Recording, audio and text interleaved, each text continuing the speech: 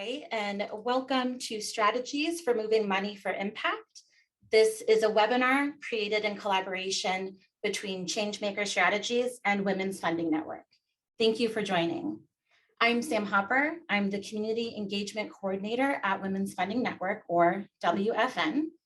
I'll give a brief introduction about WFN, then I'll turn it over to our moderator, Tuti Scott.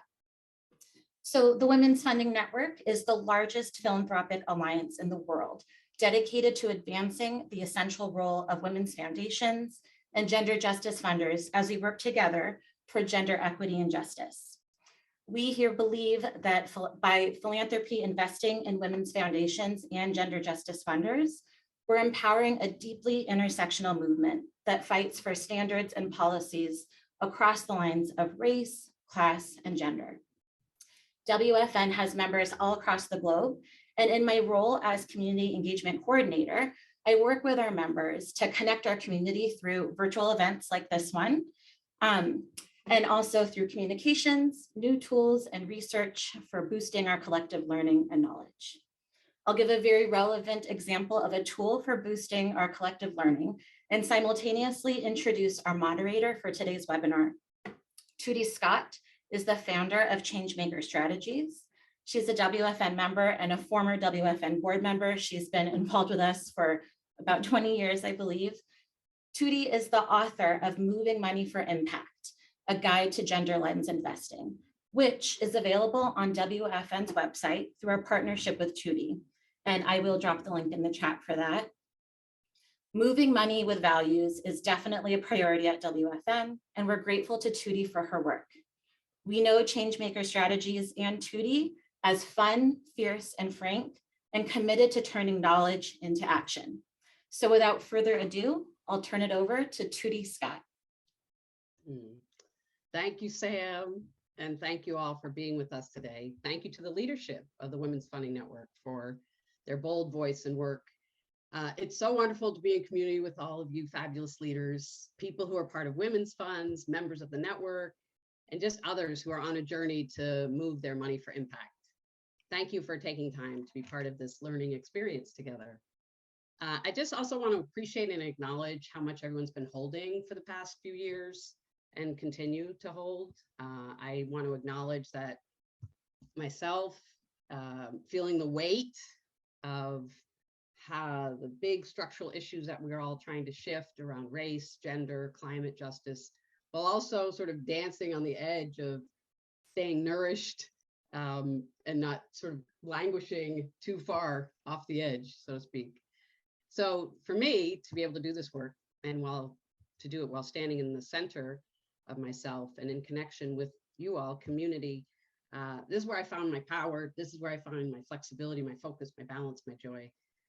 And each of you and the work you do really inspires me and changes lives. So thank you. And as a community, I welcome us to just sort of come together and start this session with just 10 breaths. So whatever that means to you, eyes open, eyes closed, but I do encourage feet on the ground, just breathing and gather ourselves so we can arrive at this conversation.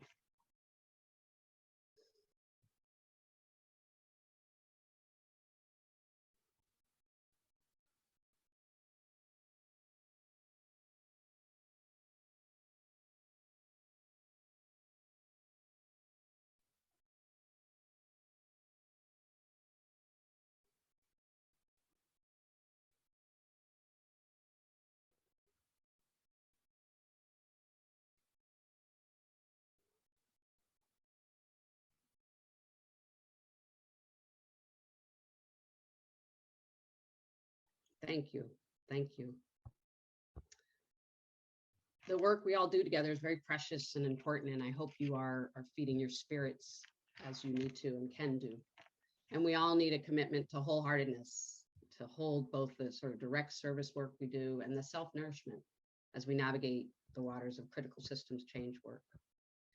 My life's work has been in service to world-class institutions and leaders in philanthropy, sports, women's rights, acting as a catalyst and coach to advance justice. My focus has really been on lifting up women, and I get to do that today. We're going to have some fabulous conversations with some incredible, fierce leaders in this space, and I'm honored that they've joined us. I often feel lately, like I'm the captain of the badass lesbian feminists. My team as a point guard, I recruit well. Some are in spirit form, but they're with me and I channel them as much as I can. Audre Lorde, Bell Hooks, Billie Jean King, and my twin sister, younger twin sister, Megan Rapinoe. Ms. Magazine invited me to make a 2022 wish. And here's a version of what I shared with them. My wish is that the financial and economic systems in this country be transformed to close wealth and income gaps by transferring money to founders and leaders who are women of color and lesbian and queer folks. I wish that all workers in the caring economy are recognized and fully resourced. Finally, I hope that more people align their values and money. They're consuming, they're investing, they're saving, they're giving to create human dignity and ultimately climate justice, gender justice, economic justice, and racial justice. So no matter where your organization or your money sits, in a bank, a mutual fund, a pension, investments, it's making an impact on society and the planet. So we all have an opportunity to ask, what type of impacts are my assets making, positive or negative? There's $80 trillion invested in the US fixed income and equity markets. When I learned that number compared to 400 to maybe 500 billion in philanthropy out of the US, so 80 trillion, 400 to 500 billion, it made sense for us to really trying to lean into that space to put a gender and racial justice lens on the capital markets as much as we can. Women are expected to inherit 2/3 of the wealth in America by 2030. So there's tremendous potential for us all to influence the markets, the economy, and build a shared human dignity for us all. In philanthropy and within women's funds, leaders and you all are trying to bring justice and healing to people in their community. And we all know that the demand for social change far exceeds the dollars that the social sector has available. So while when challenges and opportunities outpace resources, it's time for all of us to expand our options and approach how we are using all of our capital.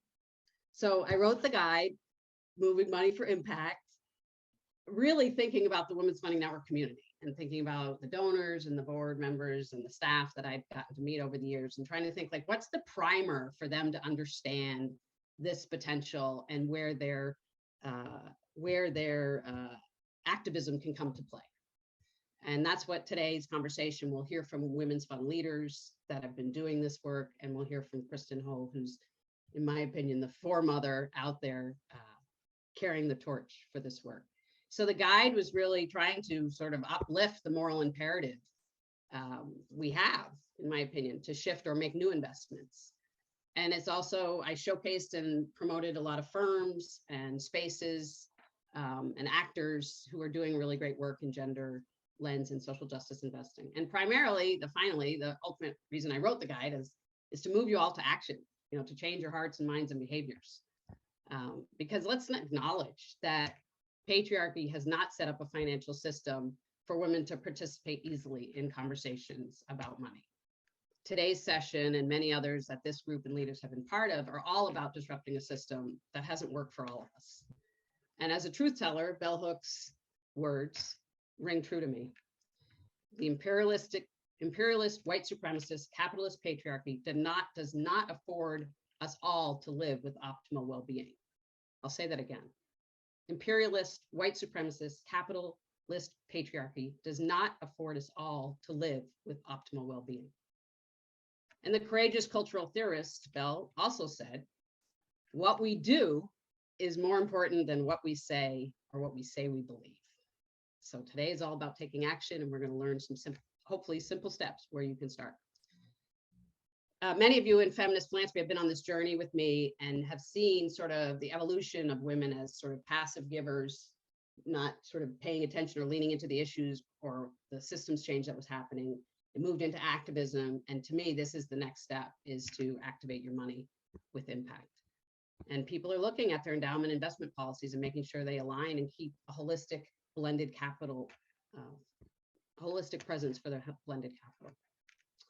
So we're going to hear from the leaders now, and starting off with Kristin. But first, I just want to name who's with us, because we've got the best and the brightest.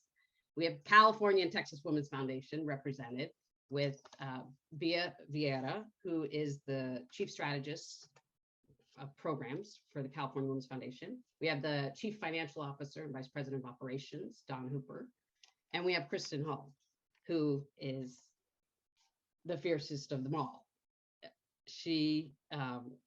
Their bios should be showing up in the chat, so you can read more about them, because I'm not going to do them justice, and they will speak a little bit to their background and where they are. And so there will be time. We've allocated enough time for Q&A, so your questions should be put in the Q&A, and we'll get to them towards the end of this.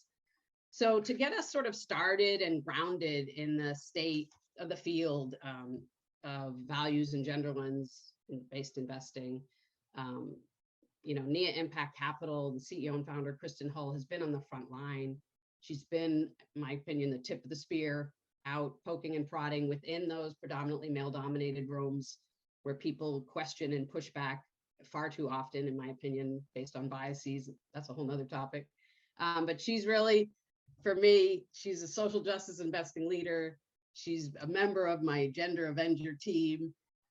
She's just a gracious listener and a financial investor who returns incredibly well for her clients. Kristin Hull. Tuti, you're the best. So fun to be on the screen with these other powerhouse women, and just so much gratitude going into today. It's who knows what's going to happen in Washington and whether we'll have voting rights, and yet I feel like we're doing things, and so much is out of our control, and yet I just want to give credit to Tuti and all of your colleagues and everyone on the screen today, because we are stepping up in small ways and big ways that really matter. So thank you for that introduction. And I'm just so delighted really to be here with all of you, and just going to share a few things about what I'm thinking, a little bit about where I've been. And so, as Tuti mentioned, I think a lot of you know, I grew up in a trading firm, and it wasn't necessarily by choice that I was involved or on the trading floor. It was really that it was a way to connect with my dad. And so we talked puts and calls and pork bellies and, prices and algorithms, and really were learning quickly how to harness financial markets for financial gain. And yet none of that sat well with me. And while we were able to do it really well, it felt more like a game to my dad, I think. And I think it does to a lot of men, and no offense to wonderful men if you're on the screen, but women really see the economy differently. And we really know that we get the economy that we invest into. And so shifting, taking all of that acumen and vocabulary and time on the trading floor and saying, what can we do with this? And how can we leverage our investments and this entire arena for the world that we want? And so that's what we're doing at NIA. NIA means intention and purpose. And so we're trying to bring intention and purpose to every decision we make, whether it's on the due diligence side, whether it's speaking with companies, talking about empowering clients. We definitely know, and we're seeing this anecdotally. I'd love to participate in some research, or maybe spearhead some research at some point, but we're definitely seeing, and I think all of you probably know this intuitively if you're not seeing it in your own worlds, women stay on the sidelines of their investments. We want to have it all figured out. We want to know, how does this all work before we step in? And this linear model hasn't really made sense to us. So a lot of us stay on the sidelines. And yet if we can bring in circular economies, and if we can bring in the things that make sense to women, diversity in leadership, sustainable business plans, the things that really are just smart investing, we're going to make major strides. And that's what I'm seeing. So that's why I'm hopeful about 2022. And I guess I'll just say, amidst the obvious, climate change is happening. We're living in these extremes, fires in winter in Colorado. I mean, devastating volcanoes, threats of tsunami in, my hometowns in California.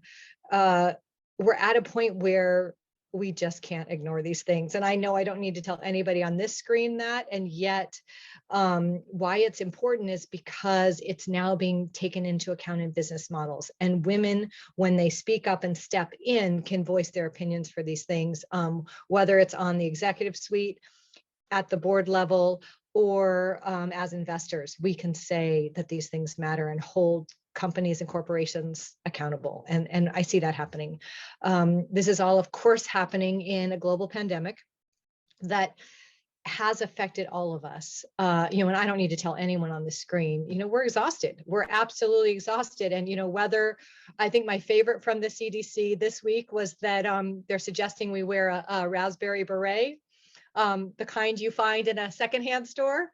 And so just with all of the different, trying to keep track of what we're supposed to do, where we're supposed to be, how to stay healthy. And then of course, caregiving and, the people on the screen, we are the caregivers, we're heads of households, we're the moms, the teachers, and we're exhausted without some clear directions. And I think why that's hopeful for me is that the status quo isn't working, and it's so obvious that I'm seeing women organize themselves, and I'm seeing movements like Invest for Better, where women are saying, hey, let's meet up together. Let's talk about this. Let's get some support for this. For those that haven't read Tuti's guide or Janine Firpo's book, and then thought about joining an Invest for Better circle, that provides me so much hope. And it's really exciting because that's when women start doing this. That's where the empowerment and the change really happens. So I'm excited about that. Another thing that I'm really seeing that probably, you're all experiencing too are disruptions, from the climate change and the pandemic.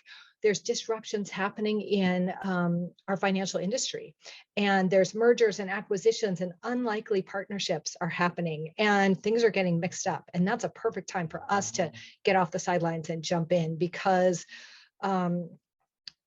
whether it's fully recognized, I'm not going to say it's fully recognized yet, the power of women, or this wave of wealth transfer to women and millennials. It's currently happening, and whether wealth management's actually ready is another thing. But we're coming, and we're making a difference, and I'm seeing signs of that. So one of them, Morgan Stanley has been making a big deal about putting women in leadership in their own firm, and then also really calling out for gender lens investing. And we were thrilled. Nia's flagship portfolio was approved for the UMA platform at Morgan Stanley. We were onboarded in December. So just the democratizing of access to interesting investments that really matter to women in the climate. We're seeing that.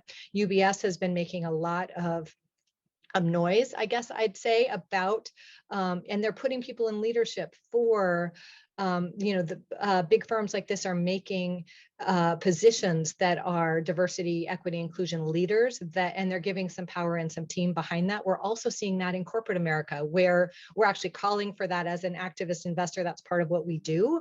And yet our conversations have really shifted over the last couple of years with corporations. So we're now talking to the chief diversity officers at a lot of these corporations and asking them what their budgets are, and where their board links are, and how much change they can make, and then really sharing best policies. And the conversations, of course, we're using that shareholder resolution we're filing, with the SEC where we have to, and yet we're getting a lot done behind the scenes, because oftentimes these corporations are just needing a little bit of a push from a shareholder, from an investor, to say, we really wanted this. And we're tapping into these hopeful pockets where they really wanted this change happening.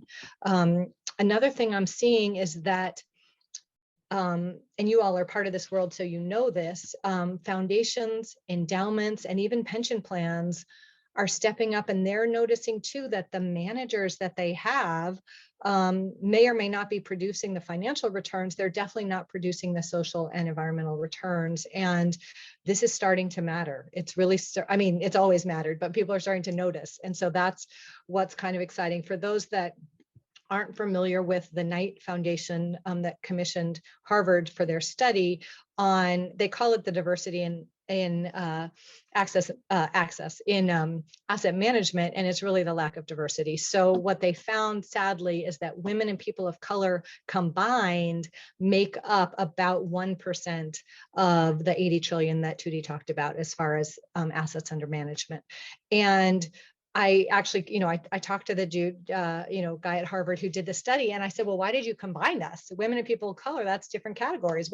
And the truth came out that we didn't fit on a chart. And so to get to 1%, they had to combine us. So that's the sad truth of where we are. The hopeful part is that we're really seeing that there's a call and that people are noticing, and that not only do we need diversity at the product service level of investing, at the board executive level, we actually need it at the asset management level too. And what a hopeful image it is for me to think of women and people of color being at the table and making decisions about our economy. And can you imagine, I mean, just come with me on this journey, if all of our decisions weren't made in a short-term quarterly way.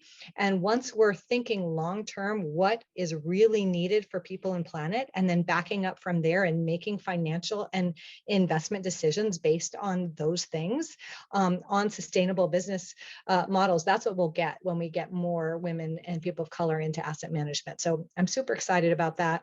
And then I'd say the last thing, even though I could go on and on, women are stepping up. And I'm really seeing this, and I think you're all here in proof of that, that whether it's because we're on the board of an endowment, because we have our own savings, or because we want to shift the economy. We know that our investments can do that and have the power of do that. And when we work together, we can do that. And so a few things there, you know, definitely more women in venture capital, more women in asset management. I'm part of a group called How Women Lead and How Women Invest. I think some of you are too. And so I'm so proud to be an investor with them, because they're investing in not just one woman in leadership, but the whole team has to actually be women in leadership in these companies. And so really directing the money into the parts of the economy that we need. So I'm definitely seeing more and more happening, and there's more partnerships. And the other piece I think that's so important is that we're talking about it, because this is something that women have had shame about, is our money. And that's not something that we brought on ourselves. That's part of the patriarchy that Tuti was talking about, you know. And so to the extent that we can say, hey, I want to talk about money, can we talk about this? You know, bros talk about that all the time. That's what they totally talk about. That is just part of what they do. So to the extent we can say, hey, we're going to talk about this, then we can own it. We can own what we own, and we can direct all of our assets into the world that we want. So I'm excited to be here with all of you and talk about these world-changing topics. Thank you, Kristin. So much excitement in there, and so much possibility, and also reality checks, right? So the 1% of the 80 trillion of assets under management held by women and people of color is, you know, we have to change that. So we have to make sure who's managing our money. We can find someone new. So we can find Nia Impact Capital, and I'm going to go to my E-Trade account, which is now a partner of Morgan Stanley, and I'm going to make my first purchase, and I'm beyond thrilled. So there you go. And I am starting an Invest for Better group tonight, actually. And one of the first session over 6 months, you do a topic each month. We have 15 people in our group, Gwendolyn and I, and first topic is telling your money story. So thank you for naming that. And hopefully, if nothing else, if you leave this session, the minimal thing you can do is start talking to someone in your life, and ultimately, you know, even farther, but someone intimate, and start talking about the lessons you learned about your money. So I write about that a lot. Feel free to read more. We're going to pivot now and learn and hear from Vieira and Dawn. So feel free to welcome yourselves into this conversation. Thank you for joining us, and feel free. I'll start with you, Vieira, and would love for you to share, you know, who you are and where your organization is currently on this values-aligned investment journey. Hi, thank you so much for having me here. And I'm Vieira. Buenos días, buenas tardes a todos. Estoy súper contenta de estar aquí. We're so happy to be part of this conversation. I am calling in or zooming in from Oakland, the Ohlone territory. My pronouns are she, her, and ella. And, you know, the Women's Foundation California in 2019, we celebrated 40 years. I am the chief strategist there and have been there for 3.5 years. And one of the amazing things about the foundation is that we have a very clear, or, you know, that's taken us many years to get here, but a very clear agenda of invest, train, connect. You know, everything we do has to fall into those, like, how are we moving resources? Not just money, but of course money, very important part, but knowledge and experience and communities. How is it that we are moving money, moving resources tapping into talents in the community to be able to do the work and create the vision in the societies that we want to live in. And we, like many women's groups and women's foundations, did not have an endowment for many, many years. Well, since about 2 years ago. We've had reserves and all of that, but really had not really had a permanent endowment. And we have been very fortunate to have had a partnership with the California Endowment. And one particular person at the California Endowment, the Beatriz Solis. So if you have worked in California, you know Bea Solis as like really an amazing woman that supported community and particularly women and girls and gender expensive folks very deeply. She passed about a year ago, and one of the things that the folks at the California Endowment wanted to do is to really support her legacy. And so we started for the first time a permanent endowment of $6 million to support the work that we do with community folks in advocacy and policy training. So that is where we really started a lot of conversations about what our mission, what our values aligned investments going to look like. And in fact, Nia and Kristin has been an amazing supporter and partner in this work, and has really helped us in terms of not the board and the staff to really understand where is it that we want to make a stake. No, that's not my English. That was put a stake in the ground. Where is it that we are going to make sure that all of our resources, the grant making, the investments and the training are going to support the same thing. So I would say we are in the beginning of this journey. It's not that we haven't been here. We have been, really trying to invest our reserves in responsible social justice ways before. But really now is an opportunity to really think about it differently. It's really an opportunity to think about how is it that we, as Kristin said, that instead of harnessing the financial market for financial gain, is really how do we harness the experience, the insights, and the knowledge, and the solutions that the folks in the communities that we work with so closely can bring. And that is part of why the partnership with Nia and Kristin and Adesina also has been so vital for us.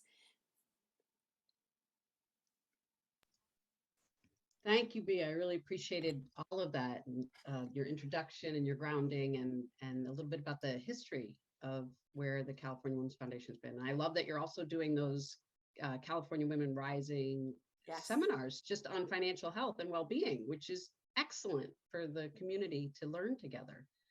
That's really, women are craving that, to learn. Absolutely. We had a workshop this week. Yes. And we had 120 community folks show up. These are amazing.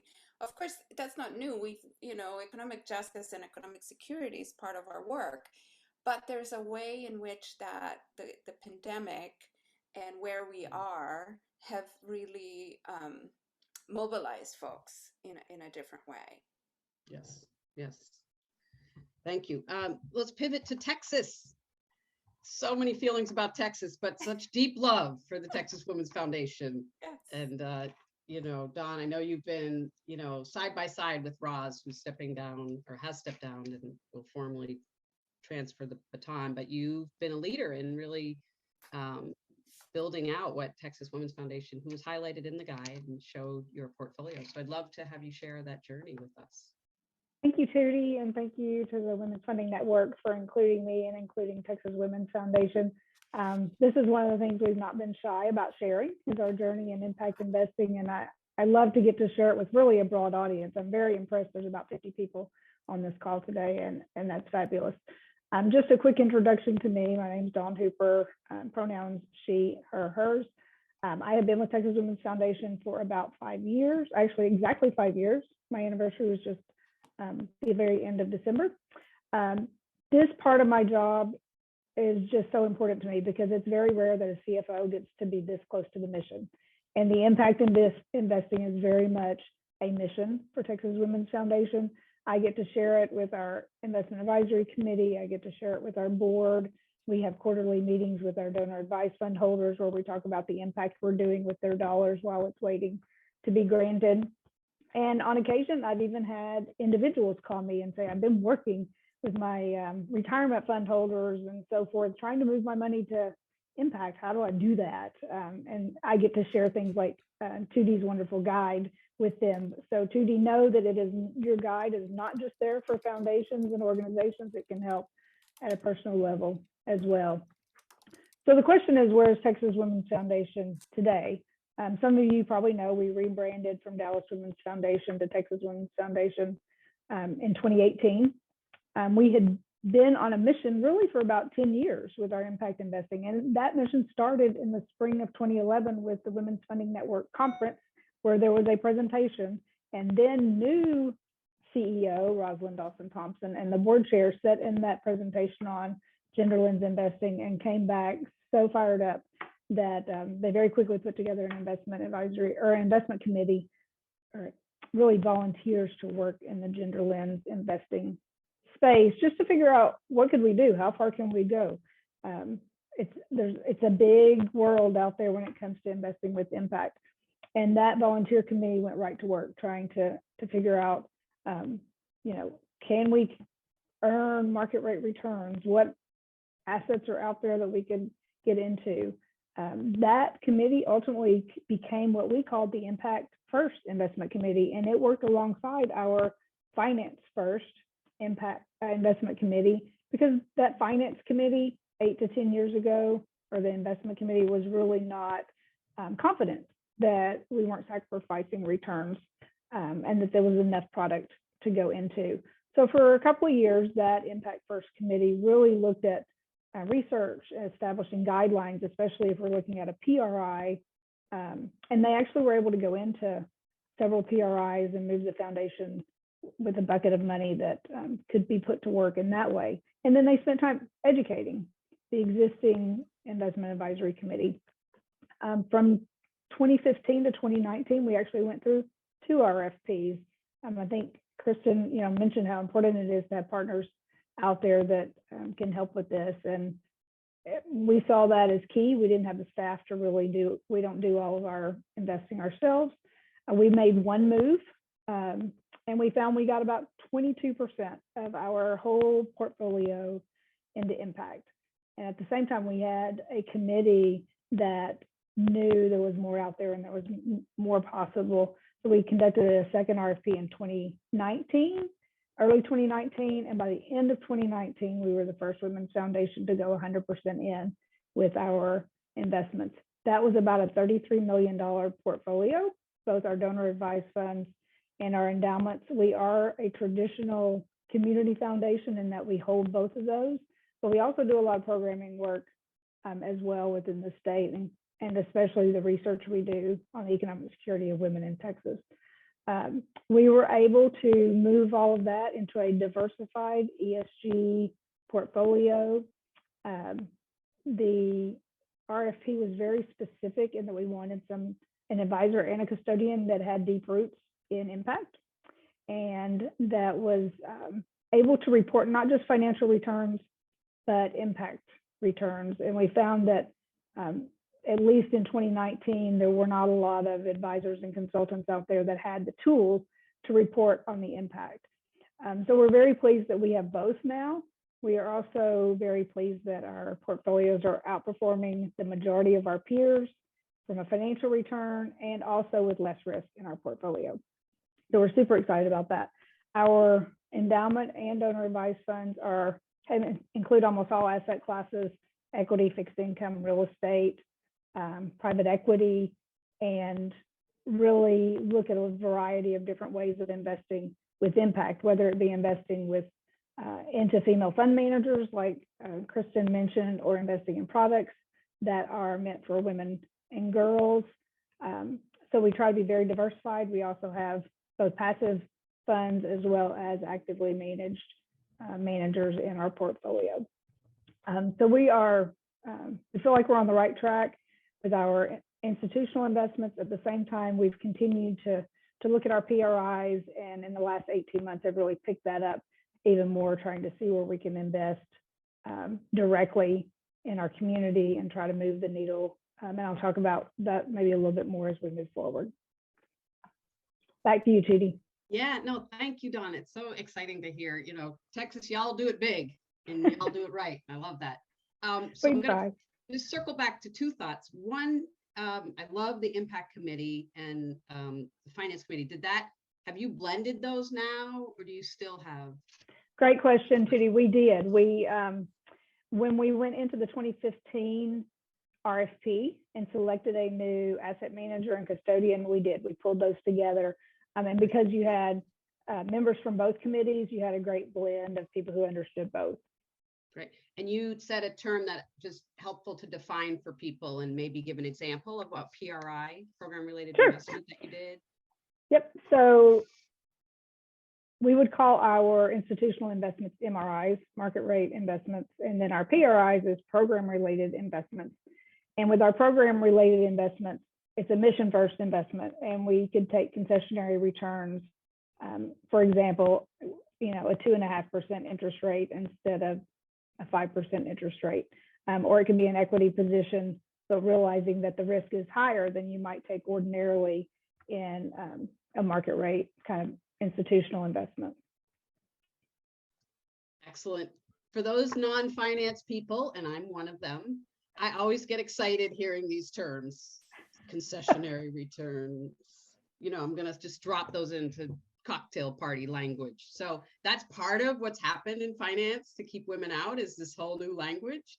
And, you know, we're all learning the new language together. So always, there's no wrong question. So keep your questions coming. I'll tell you, this was all new to me 5 years ago. So I am learning with you. There you go. Here.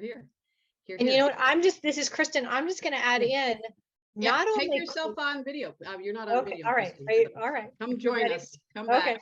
Okay. Thank so you. I don't want to take up too much time. And yet this vocabulary really gets me excited because most of it doesn't make sense. So not only does it not make sense to us, it just doesn't make sense, period. So when we're talking about concessionary returns, I mean, especially for endowments that are grant makers, you know, when you're granting that money out, that's a negative 100% return. So anything less than a benchmark. Anyway, I just all to say, we can redefine what we want. And what I think I was trying to get at earlier is it's up to the women to decide what this economy should look like. And then we can describe it and make the terms that we want. And if a term doesn't make sense to you, don't let anybody just gloss it over. Like, own that and say, what does that mean? And what does that mean to you? And anyway, so I'm excited that came up, because I also, when Tuti is a leader in this movement and I hear her say, I'm not really a finance person. Well, we all need to be finance people. And so what is it going to take for me to convince Tuti that she is a finance person? I got to figure out this vocabulary that she feels comfortable with. So Tuti, you and I are going to take this offline and we're going to come up with a vocabulary that works for you, because I imagine it's going to work for everybody else too. You know, I so appreciate the call out, because I challenge people that too. When I ask people, are you an athlete? And they're like, oh no. But yet they, you know, in the morning they did Pilates and then they went for a walk, and, you know, they're running a 5K, but they're not an athlete. So thank you. I am a badass finance bitch, excuse my French, but I am, and I am learning every day. And so we can all learn together. And I love the idea of redefining things, like just your concept, Kristin, that you shared about everything is made quarterly. And what if it was flipped on its head and decisions were made for companies long-term and sustainably versus based on quarterly profits? That's just an important flip.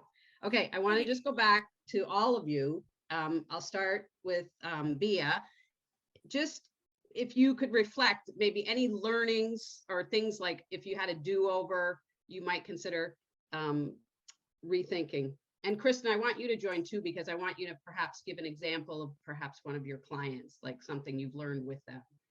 But anything around your policy, your process, or your philosophy of your investment, something you might either redo or you learned. I think, I mean, yes, I will answer that question. And I also want to say a couple of things. When Dawn said, as the CFO, this is like an opportunity to be so close to the mission. I also want to give props to our finance team and our CFO, Kristin Reyes, because there's a way in which Kristin has um, been so curious and open and really wanting to do this work across the organization. So that I just want to give her and her team some props, because I will say sometimes, the finance department is a hard department to convince. And that is not my experience here. And it's a really beautiful experience, I had to say. So thank you, Dawn, for being there too. And the other piece of it that I would say in terms of learnings is that when we had the opportunity for the endowment to have a permanent endowment, we were also developing a feminist assessment tool, because we were looking at what are all the places where we are procuring, who are our consultants, who's our bank, where is our retirement for its staff retirement money being invested. So we were taking really a more comprehensive look at everything that we're doing, not just, of course, the grant making and the investment in communities in terms of the trainings, but really looking at every part of the business of the foundation. I'm not saying we're there yet, but we are certainly trying to get there. I think the learnings have really been particularly with the board, understanding of we have a really fabulous board of like 20, I think we're 22 folks right now, and folks are in very different places. We have some folks that are, far ahead of us who, in terms of social justice impacting and understanding it and really wanting to change the way the economy, like very radical ways in the way the economy is run. And we have folks who are not quite there yet. So I think that even having one-on-one conversations and really moving folks along the continuum of, like, even thinking that even something as basic as, I thought our investments were all about the grant making. So why do we have to think about that here in this way? Something, so folks are in different places. So I think that where we are having learnings all the time is really about how to support folks where they are so that they can move with us, and also hear concerns and all of that stuff. I think that we also have both the finance, we have a finance committee and an investment committee.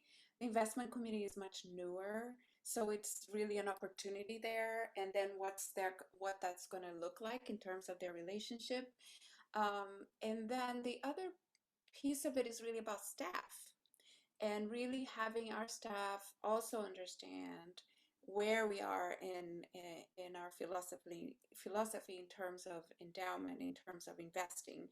And so we have 2 staff members right now going through the Just Economy Institute, which has been fantastic, and bringing it back to the rest of the staff, but also to the board. So there is this conversation all the time about where we are, where we want to be, and who our partners are. I think that is also a big learning for us. Oh, thank you for naming all of that. Everything from where your money is held and banked and pension and engaging and staff as stakeholders is critical. And so I really appreciate the holistic approach you all are having on your journey there. Dawn, you want to add anything? Sure. One of them sort of tag teams into what Thea just said, and it's really sort of an encouragement to all of you out there listening. It takes time. So know that it takes time. Don't feel like it has to happen overnight. Now, I would say in today's world, it shouldn't take 10 years because the evidence is out there. It is more taking the time to educate the stakeholders in what's possible and getting yourself educated. And whether it is Tuti's Moving Money for Impact Guide, Case Institute at Duke has wonderful impact investing and specifically some gender lens work, reaching out to Catalyst at Large, Suzanne Beagle, who is a massive influence and so knowledgeable in this area. There's just so many resources now to get your hands on that it shouldn't take 10 years, but it does take time. And like Bea said, convincing people and educating people is a journey in and of itself. But the other thing I think that we were very intentional in doing that was a learning point is how do we create the lens? We talk about gender lens investing, but what is that lens? And if we're looking at all of the market opportunity out there, it's overwhelming. So we took time to define a lens when we first moved our investments to our current advisors. And we actually took a pretty broad approach. We talk about making the world a better place for women and girls. And while we could focus just on Sustainable Development Goal number 5, which is gender equality, with our definition being making the world a better place, we can really encompass almost all of the Sustainable Development Goals. For example, human rights or clean water or no poverty, because I think all of us in this conversation probably realize any of those that are impacting society are impacting women at a disproportionate level than the rest of society. So we took a very broad approach when we were trying to find the definition, and then that has helped us pull product. For an example, if we were looking at gender equality, there's a lot of equity, domestic equity options out there where you can carve out part of your portfolio under gender equality. But if we were looking at our real estate carve out, gender equality might not be as easy, but there could be an affordable housing fund out there that would be good. Same thing with maybe investing in women entrepreneurs or putting money in the hands of female fund managers. Private equity is a great place to do that. There's a lot of options out there. So we looked at it that way. You also have to think about your geographic lens. And a lot of foundations are, they want to do place-based investing. And I love that. Anytime we can put money in our backyard in Texas, we do it. But we decided not to make that a priority in our institutional investments and to keep that as a limiting factor just in our program-related investments. So if you're looking at program-related investments, and again, those are more direct investing kind of products, not the institutional ones, you have to think about what's your model there as well and how do you define that. And Texas Women's Foundation has done research every 3 years since Rosalind came on 10 years ago, and we look at the economic security of women in Texas. And we know there are 4 pillars that support that. It's access to healthcare, access to affordable childcare, education, and housing. So within our program-related investments, we're really looking at opportunities that fit one of those 4 pillars with some flexibility to do general economic security for women. So making sure you have that definition, and then making sure it's in your investment policy statement. We only have one investment policy statement, and we put all those definitions in there, and then making sure you've defined what your expected rate of return is. And you would do that with your benchmarks, usually defining what your benchmarks are and what your risk tolerances are. Once you get it well documented, then whether it be the investment advisory committee or your advisors, they have something that they can follow. Hope that helps. Excellent. Thank you. Kristin, do you have any learnings? And while you're thinking of a learning, I'm going to throw in a question that's come in from a panelist that you could tie in. A new member of a board of a foundation in Central California needs basic training in social environmental education. Okay, this isn't specifically with investing. I get it. Okay, so it's the larger topic. So maybe Bea, or you can put something in the chat, recommending an organization who would be willing to come and educate us. I thought that was going to be about investing, but if you have one that's about investing, throw that in, Kristin. And any other lessons you want to share? Well, just building off of Bea and Dawn, who are, doing the tough and exciting work to move us forward. A few things. So the IPS, just having one in investment policy statement, you're actually required, being an entity. I would recommend it for individuals too, because it just really is, as Bia said, putting a stake in, saying, these are my values, this is my beliefs, this is what I think we can do. Let's do this. And if you're working for an institution like a foundation, those are actually your marching orders. Or actually, I'm trying to refrain from the male, like these are your dancing steps as opposed to marching orders. So in the case of the Women's Foundation, that's actually something that I wanted to be held accountable for. So I said, let's really say, what are your goals? And then what can we help achieve for you doing that? And really putting out what you want in the world, as opposed to, I think what's pretty standard in the financial world is saying what you're going to push away, as far as like screening out, they call it the sin stocks, with much reverence to our nuns who really led this movement from the beginning of saying, we don't want weapons. Now it's kind of modern day fossil fuels or tobacco or, things that might do harm to women and girls.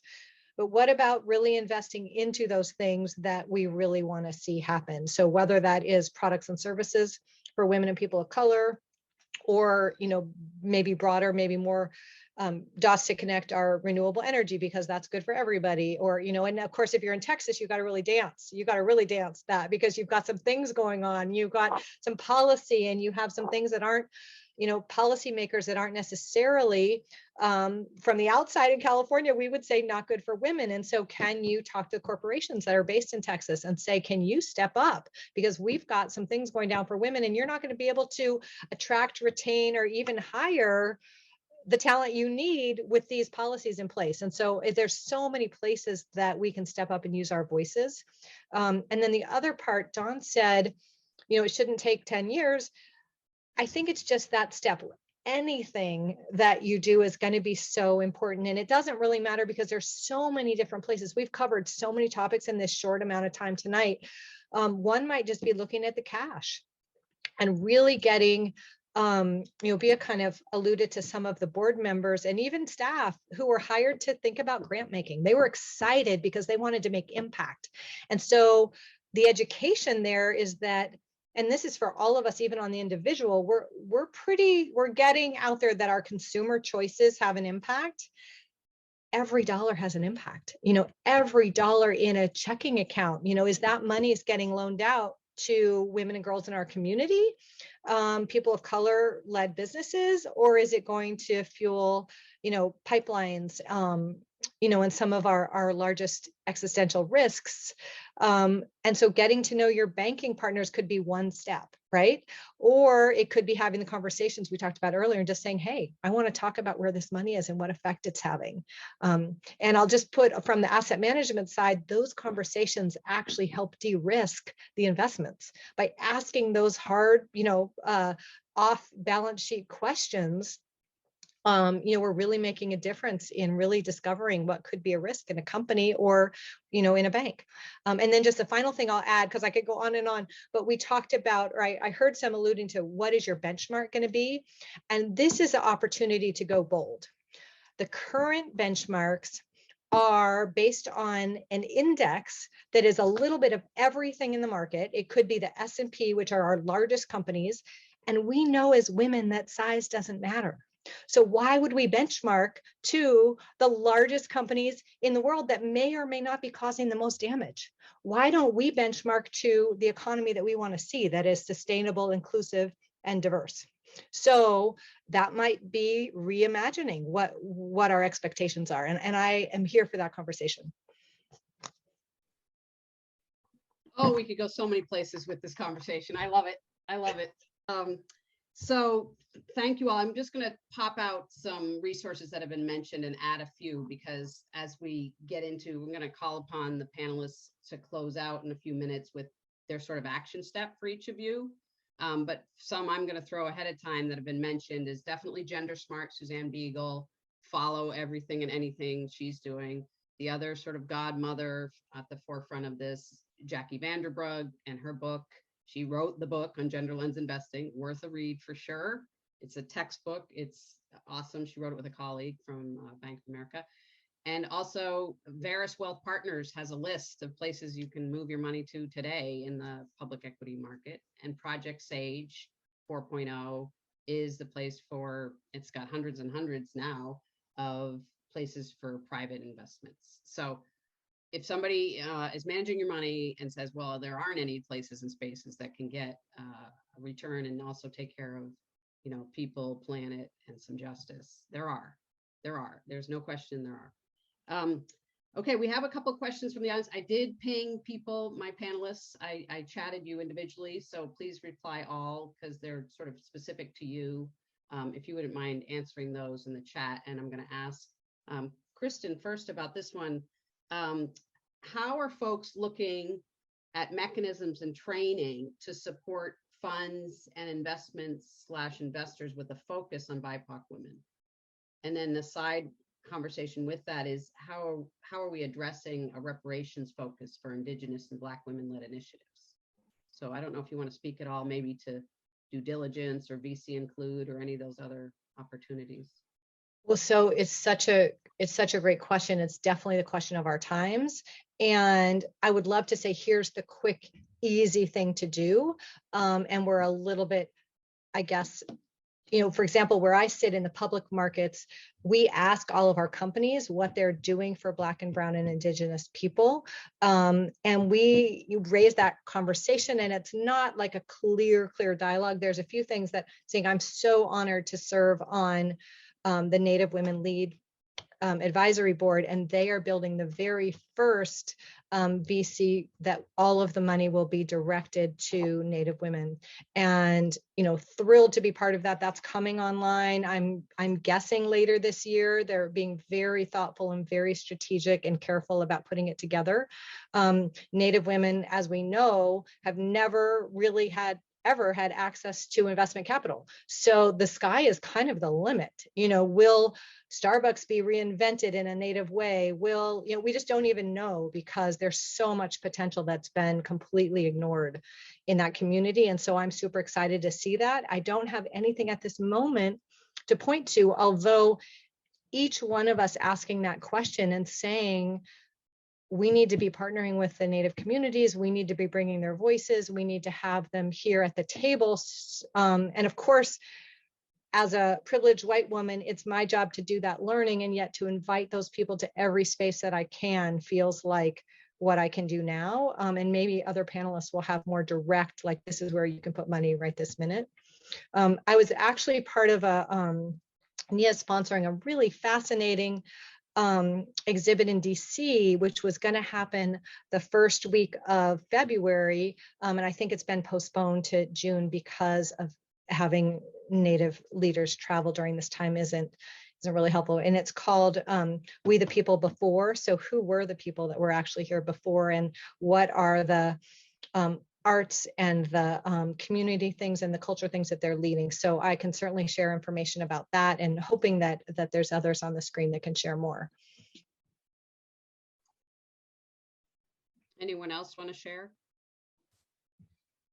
Anything to add about reparations work? Or I will add that I do appreciate the work being done by BC Include. Bahia Robinson is really making an effort to elevate the work of LPs, limited partners and investments, and people who are managing money who are people of color. So that's the whole train that's running. There's a question here I'd like to hear anybody respond to. What do you think about the investment firms that have ESG guidance? Are they helpful? Environmental, social governance guidance, ESG. Which, by the way, we're going to, Kristin and anyone else on this call, we're going to rename ESG. I have some ideas. But okay, anybody awesome. Want to take that question? I'll just jump in. So it's a loaded question. Those are the super buzz terms right now. And we are seeing almost every firm has some little sleeve, or at least a renaming or retitling of a product with those kind of green friendly terms. Scratching under the hood or getting into the vehicle or jumping into the boat or whatever the metaphor is going to be so important, because, you know, there's firms like NIA that were designed specifically to address these things, and that's all we do. And that's 100% of our expertise. And there's others that want to be part of the game and don't, and they're just really reslicing, dicing, or really honestly, I've seen just relabeling current products. So there's going to be everything in between too. It's certainly an awesome movement. It's not a fad. It's not a trend, or if it is a trend, it's growing. It's not going to go away at any rate. So the great news is that it's really attracting women to this field, because finally there's things that we care about, and we want to measure, and we want outcomes. And, so it's going to do a lot of things. And yet we're in the early stages. I'll just hop And on to that. Yeah, go ahead now. What I have seen is that most of the very large institutions, they know they need to get here, but they are so large, they are struggling. And like Kristin mentioned, sometimes it's a sleeve, sometimes it's a product or two, but they're struggling to get there. So I think it's very important to understand whether ESG, if you want to still use those terms, is part of the core of whoever you're working with. It can't just be a product or a department. It has to be core, and keep that in mind. And there are several out there you could start with. Adesina and Mia come to mind. Yes, for sure. That's my second job on the planet, is to make sure Rachel Robesciati and Kristin Hull are fully funded to do the badass investing work that they want to do. They should have clients all over the globe. So let's do it. Okay, I don't see another question. Oh, I'm sorry, here's one. Oh, this is a great, I have never been interested in investing. However, my husband spends a lot of time with the investments, and I do have influence on how he invests. This is where it happens, people. As the lesbian here, I want to talk to y'all. Y'all need to be influenced, the people on the other side of the bed, okay? Because often they're the ones making the decisions. So I love this. Okay, so I'm thinking this may be very common, this person asks and poses, and she's right. So it might be helpful to have a session on how to talk with our partners who do the investing. I'm guessing he won't want to read these books. Sigh. Okay, anybody want to tackle just thoughts on how do we persuade men into this conversation with Grace? Well, first, remind your men that there is a woman in every one of their lives. If nothing else, their mother. And it is all about elevating the people who they love the most. And I think it's about, I find many hard conversations are better started with questions, and you might have to be creative with your questions, but getting them to think through some of this. I personally have a male team that manages my personal investments. My husband is the one who is, I don't have to convince him. He just does whatever I want. But I have a male team that does my personal investments, and it just required me to start asking the questions, and they went to work for me. And I might be able to share an opportunity that may or may not work in my portfolio. Make sure the people around you care about you enough to listen and take some action. Nice, thank you. Kristin's also typing an answer to you, I think. Bold question asker, and I think I'm all about having courageous conversations, and the late great Ann Richards, Dawn, right? You can say anything you want as long as you say it with a smile. She was very good at that. Right? So there you go. All right, I'm going to close out with people, y'all, each one of you sharing, what's your call to action? If there's 1, 2, or 3 things you want, and maybe call out either if it's a leader of a foundation or a donor or board member, what's a step you would invite them to take based on this conversation, or any other insights you want to offer? I'll go Dawn? first, but I think some of it is a little bit repetitive. That's because okay. I think we've People hit a keep lot hearing of it. I just mentioned ask questions. Think about your personal dollars as well as any corporate dollars you control, and just start somewhere. You can start with your cash, as Vieira was talking about. You could start with your fixed income. You don't have to try to do it all at once. So start somewhere. And know that there are people that are open to conversations. If anybody wants to contact me later, feel free to reach out and I will have deeper conversations. Thank you. There's a question they want to know. Sorry, Don. Everybody's eager to know. Do you have any international GLI in your portfolio? We do have some international equities in there. And in some areas, it's even easier because women have it so much harder outside the US. And there are a lot of people going into emerging markets and so forth to try to improve that. Great. Thank you. Bia, I'm going to ask you to answer while you're giving your action steps. If you can also weave in, what's the process for a new investment advisor? Like, where should you look? If you have any insights on that, either Kristin or Bia. Thank you. I think that we were incredibly lucky to be able to have the staff and the board have really a good understanding of what we were looking for, and find, you know, our partners, which you mentioned those both, which is Nia, and I think that the issue for us is always the holistic vision. Like, yes, there could be an investment place that has a particular product that we could do, but that's not what we're looking for. We're looking for all of it. We're looking for, you know, where are the people of color, where are the women, where are the gender expensive folks, where, you know, what kinds of power do they have? We train folks on advocacy. So, you know, partnering with Nia makes total sense in terms of the advocacy the stakeholder advocacy that we're doing, that Nia is doing, and that we would like to be more of a part of. And I think that in terms of the call to action is really to think all of the resources. I mean, the reason why we exist is to really move resources. That's our mission. That's why we're here. So what are all the resources that we're trying to move and organize? You know, we're organizers, most of us. So we are trying to organize this. And so jump in, and you're not alone.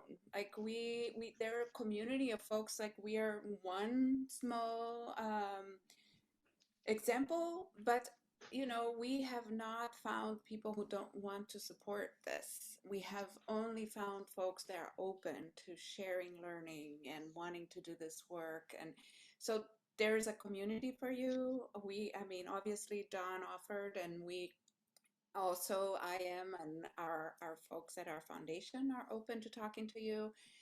And I would say, find the place, the stake in the ground, and do it. Kristin, calls to action. Okay, so I guess just in answer to how do we talk to our people in our lives about this, I just want to really make sure we're leaving this knowing that the things that we likely care about are actually smart investing. So when you're asking others about, you know, do we have any companies that have women in leadership? Well, there's a whole body of research behind diversity and leadership being smarter. So, you know, so I guess don't, you know, engage on where it's going to work for others, knowing that it's the smart thing. So just thinking, are our companies, do they have the smartest leadership? I really want companies that have really smart strategic leadership, and then maybe go into the, you know, other things. Or I'm really worried about our planet, and knowing that, you know, supply chain shortages, are our companies be really careful on cash flow and sustainable business models? Do we have some of those? You know, and it just opening up the conversation. And just to Tuti's point, let's start the conversation, and not going it alone. You know, I think each one of us has made ourselves available, and I'm committing to putting out more money doula blogs. I'm trying to just put little pieces that make sense for conversation starters. But it's more fun on this side. It's really more fun. So it's each movement kind of unlocks all these other things in your life so I feel like I'm a you know, a Neutrogena seller, something, but it really feels good to be in alignment. I love that. I love all of this. Well, thank you all. This is tremendous. You've been so generous with your knowledge and offering up, you know, time with people or follow up. So yes, we will be sending out the recording. People are asking. Yes, that was one of the reasons why we did it, so you can re-listen to the wisdom. I will be preparing a PowerPoint with a bunch of links and resources and people and organizations that were named in this session. My closing action is simply tell your money stories. Start having your own money story conversations. When I do board retreats, I often break people into, pairs or triads and ask people to start talking about what money means to them, what's a practice or belief you've had about money, just to get people to be at point. We're moving resources, but we got to be able to talk about what that feels and looks like for ourselves and as a collective. The second thing is ask, have those courageous conversations, ask the bold questions. I think Dawn is right. You start with a question, it opens up room for expansiveness. And then lastly, and I'm going to do this too, you got to own your own little inner finance geek expert. She and he or whatever, non-binary, whoever it is inside of you, they know it. You're writing budgets, you're writing plans, you know enough about finance. Own her, him, bring them out. All right, we're giving you 1 minute to spare. Go forth and multiply, however that looks for you. Bravo. Thank you all. Blessings.